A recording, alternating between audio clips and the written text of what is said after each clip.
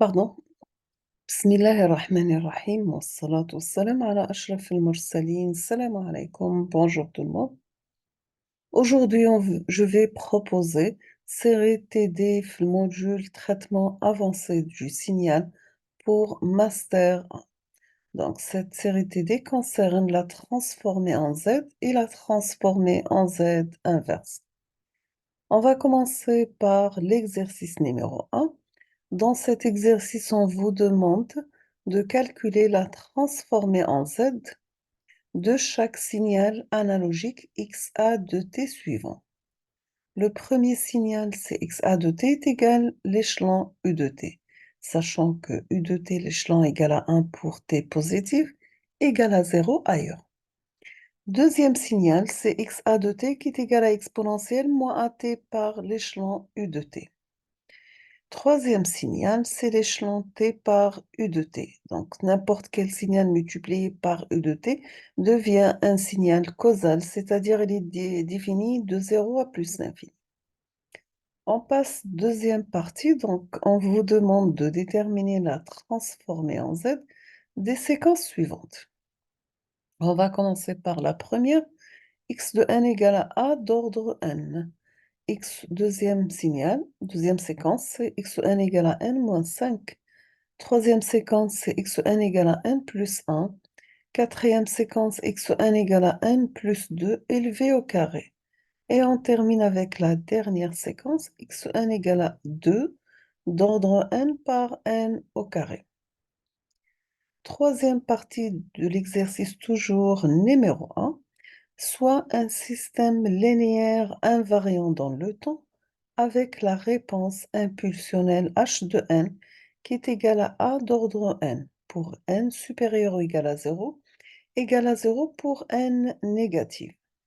Nous avons que la séquence d'entrée est donnée par x de n égale à 1 pour n compris entre 0 et n moins 1, égal à 0 ailleurs. On vous demande dans cette question de déterminer la transformée en Z de la séquence de sortie Y de 1.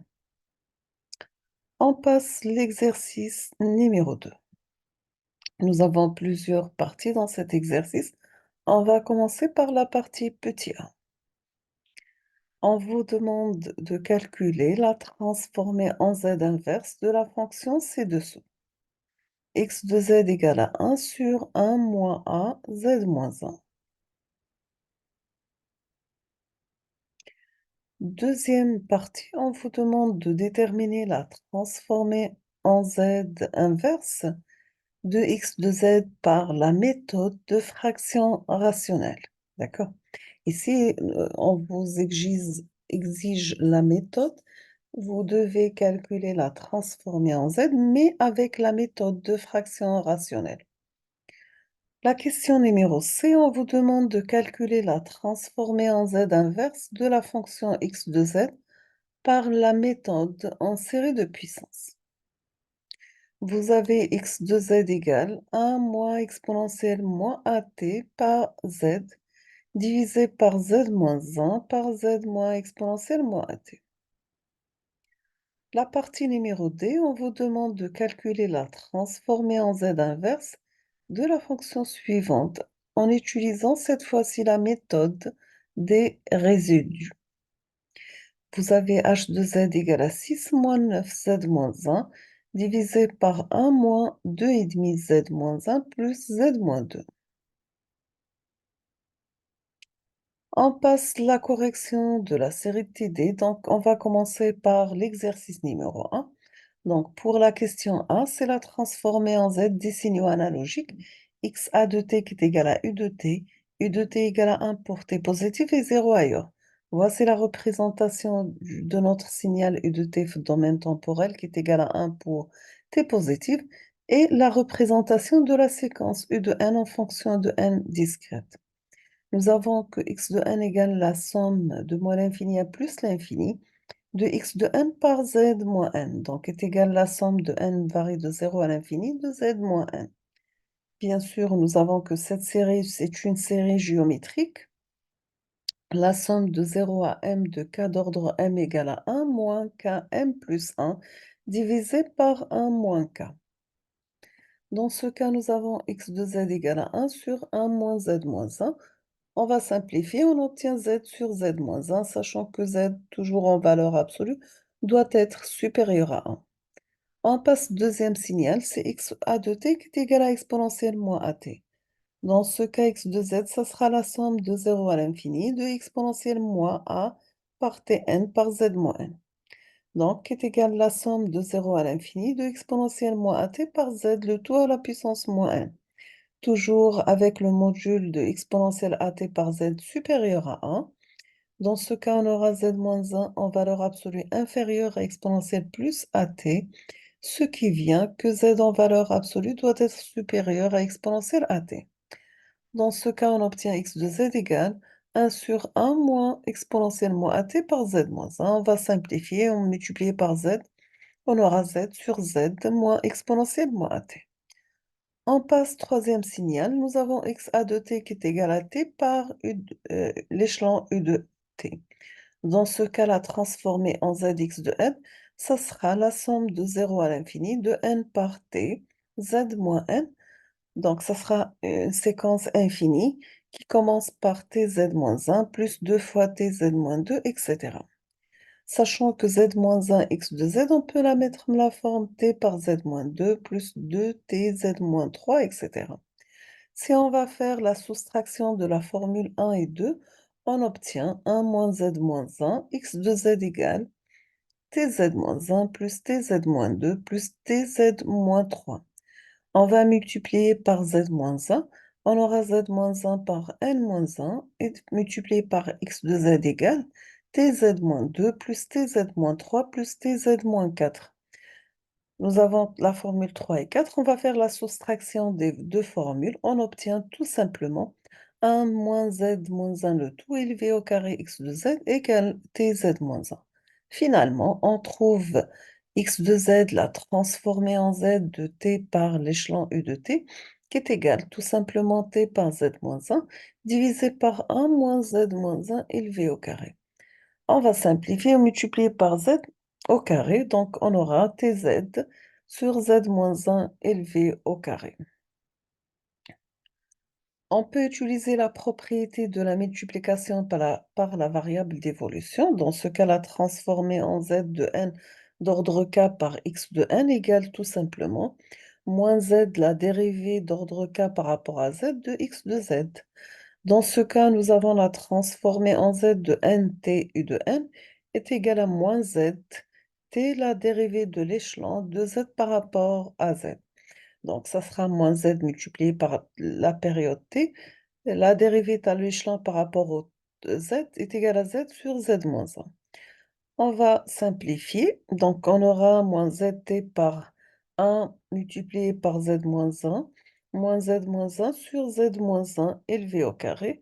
Après simplification, on obtient est égal à tz sur z moins 1 élevé au carré. Pour le calcul de la transformée en z de x de n, on aura x de n égale à 1 d'ordre n par l'échelon u de n. Dans ce cas, x de z, on peut la mettre dans la forme une somme de 0 à l'infini de a n z moins 1. On va simplifier. On va mettre la somme pour 0 à l'infini de a sur z d'ordre n. Bien sûr, toujours a sur z doit être inférieur à 1. Voici la région de convergence. Donc, nous avons toujours la partie réelle en fonction de la partie imaginaire. La partie de convergence, c'est à l'extérieur du cercle unité, compris entre moins a et plus a. Donc, on aura x de z égale à 1 sur 1 moins a, z moins 1. On va multiplier par z pour simplifier, on aura z sur z moins 1.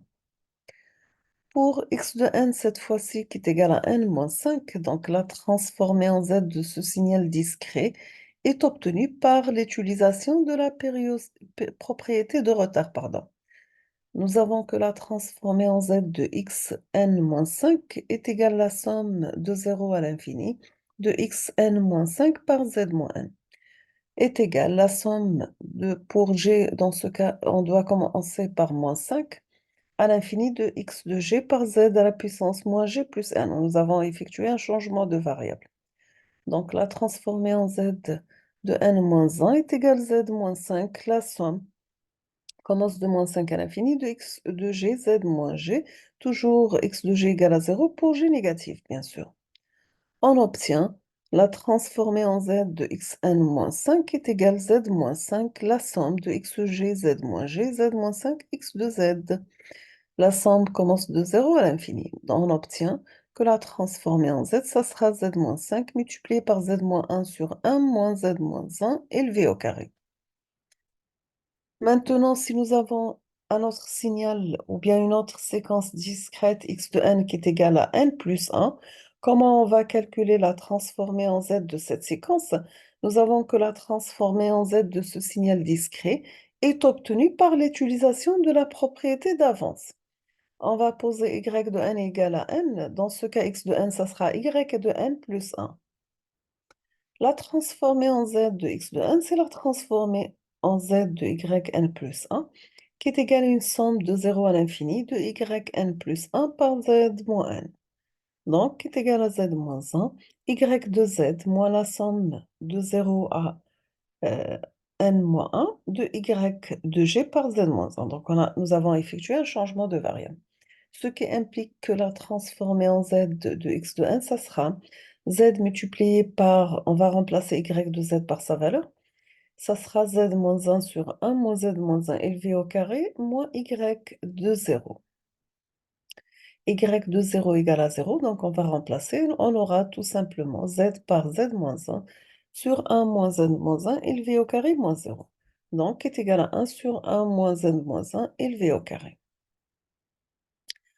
On passe maintenant à une autre séquence.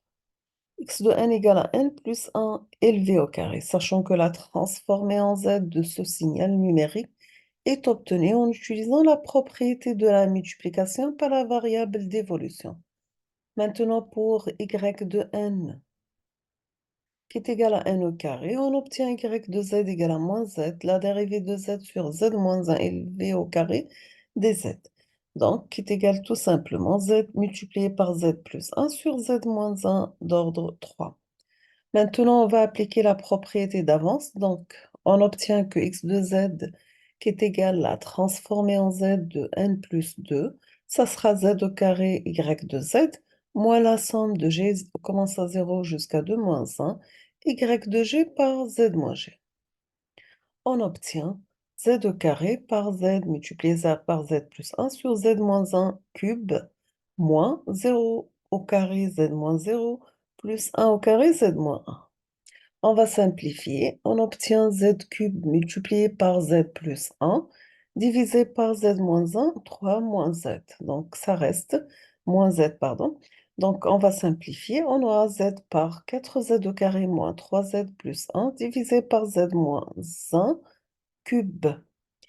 Par la méthode directe et donnée, on obtient que la transformée en z de n plus 1 élevé au carré, c'est égal à la somme de n plus 1 élevé au carré, z moins 1. Donc, n plus 2 au carré, ça sera n au carré plus 4n plus 4. Donc, multiplié par z de n, la somme des sommes, on va la décomposer. On obtient la somme de n au carré z moins n, plus 4 la somme de n z moins n, plus 4 la somme de 1 par z moins n. Après simplification, on aura la première somme égale à z par z plus 1 sur z moins 1 cube. La deuxième somme, on obtient 4 par z sur z moins 1 au carré, plus 4 par z sur z moins 1. On va simplifier, on va sortir z moins 3 comme facteur. On obtient z multiplié par 4z au carré moins 3z plus 1. On passe à une autre séquence. Dans ce cas, x de n égale à 2 d'ordre n multiplié par n au carré. Maintenant, si on va appliquer la transformée en z, est obtenue par l'utilisation de la table. Donc, la transformée de z de a d'ordre n par n au carré, ça sera az par z plus a sur z moins a cube. Dans ce cas, la transformée en z de 2 d'ordre n par n au carré, ça sera 2z par z plus 2 sur z moins 2 cube. On peut aussi utiliser la dérivée, donc dans ce cas, la transformée en z de 2 d'ordre n, ça sera z sur z moins 2.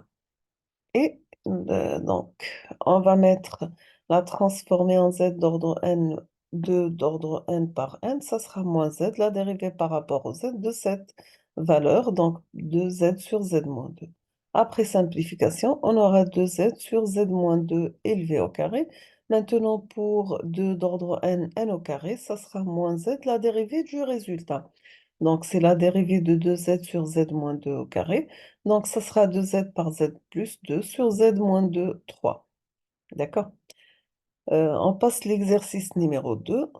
Donc, dans cet exercice, on vous demande de calculer y de z, sachant que y de n, c'est un produit de convolution de x de n par h de n. Pour y de z qui est égal à x de z, h de z, donc toujours un produit de convolution domaine temporel ou la discret, devient un produit simple domaine z, ou domaine fréquentiel aussi. X de z, ça sera la somme de x de n, z moins 1, donc c'est la somme de z moins 1, est égale à 1 sur moins z moins 1 sur 1 moins z moins 1. Pour h de z, ça sera la somme de h de n, z moins 1, donc est égale à la somme de a n, z moins 1, est égal à 1 sur 1 moins a z moins 1, toujours avec z positif. Finalement, on trouve que y de z est égal le produit des deux.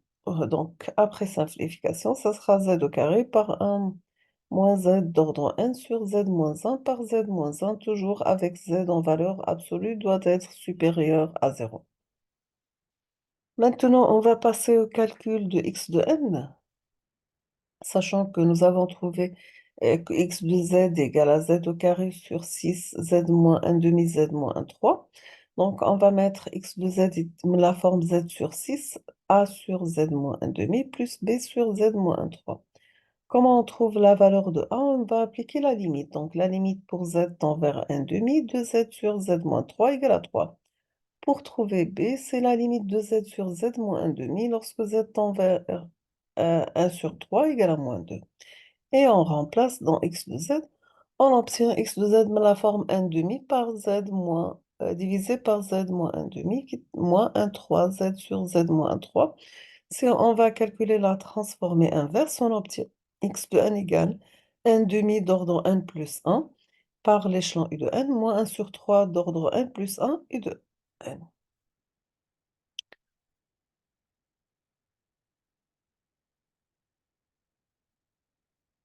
On passe l'exercice numéro 2. Donc, on vous demande de calculer la transformée en z inverse de h de z est égal à 1 sur 1 moins z moins 1. Toujours, c'est simple. Donc, on utilise tout simplement la table en transformée en z. On trouve directement la transformée en z inverse de h de n égale à a d'ordre n par l'échelon u de n. On passe deuxième fonction, h de z qui est égal à z multiplié par 1 moins exponentielle at divisé par z moins 1 multiplié par z moins exponentielle moins at. Mais cette fois-ci, ils ont demandé la méthode de fraction rationnelle. Donc, on va décomposer h de z. J'ai divisé par z, donc. Et je vais décomposer celle-ci par a sur z moins 1 moins b sur z moins exponentielle moins at. Pour trouver a, c'est la limite de z moins 1 par 1 moins exponentielle at sur z moins 1, z moins exponentielle at est égal à 1. La même chose pour b. On a calculé b, mais cette fois-ci, lorsque z tend vers exponentielle moins at est égal à moins 1. Donc, on obtient h de z, mais la forme z sur z moins 1 moins z sur z moins exponentielle at.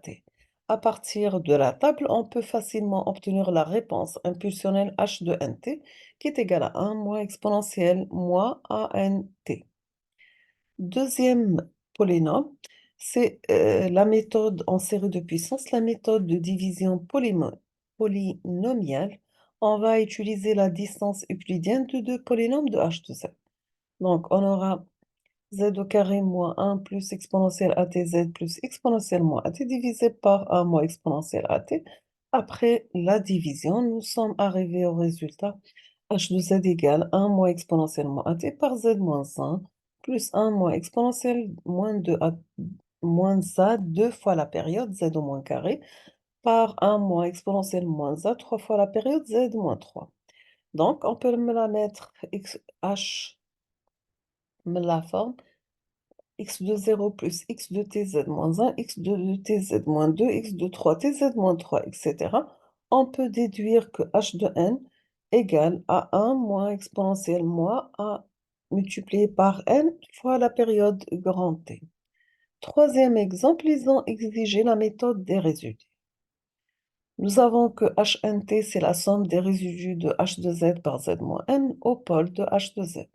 Et les pôles de h de z égale 1 moins exponentielle moins atz sur z moins 1 par z moins exponentielle moins at. Donc, nous avons z1 égale à 1 et z2 égale à exponentielle moins at. Nous avons un résidu à un pôle et z égale à 1 d'ordre q de la fonction x de z par z moins 1 est donné par la relation suivante. Donc, le résidu, c'est la limite de 1 sur q moins 1, la dérivée de q moins 1 par rapport à z, q moins 1 de h de z par z moins 1 par z moins 1 d'ordre k. Donc, si on va appliquer la limite, on a remplacé q par 1 et a par 1, nous avons trouvé la limite résidu égale à 1. La même chose, donc pour résidu 1 ou exponentielle moins at, où nous avons remplacé 1 n par 1 et q par exponentielle moins at, nous avons trouvé la valeur de exponentielle moins 1 nt. Dans ce cas, h de nt, ça sera le résidu de 1 plus le résidu de 1 exponentielle moins at, ça sera 1 moins exponentielle moins a nt. Pour C, c'est calcul de la transformée en z de h de z. Donc, nous avons h de z égale à 6 moins 9z moins 1, divisé par 1 moins 2,5z moins 1 plus z moins 2. On va faire la décomposition a sur z-2 plus b sur z-0,5. Et on va calculer la valeur de a à travers la limite qui est égale à 2 et b à travers la limite égale à 4. Et on va comparer par rapport à la table, on trouve h de n égale 4 multiplié par 0,5 d'ordre n plus 2 à la puissance n plus 1 multiplié par u de n. On termine avec la dernière question. C'est bien, on vous demande de calculer la transformée en z inverse de h de z, mais cette fois-ci en utilisant la méthode des fractions rationnelles. Donc, h de z, elle est de cette forme. Nous avons que les pôles sont z1 égale z2 égale. On va mettre h de z de cette forme en utilisant les pôles et on va faire la décomposition en fractions rationnelles et on va trouver la valeur de A1 qui est égale à 0,904 plus G, 5,993 et A2 la même valeur, mais la partie imaginaire, elle est négative. Nous sommes arrivés à la fin de cette vidéo. Je vous remercie infiniment pour votre attention. Comme toujours, n'hésitez pas si vous avez des questions et à la prochaine vidéo, Inch'Allah. Merci beaucoup.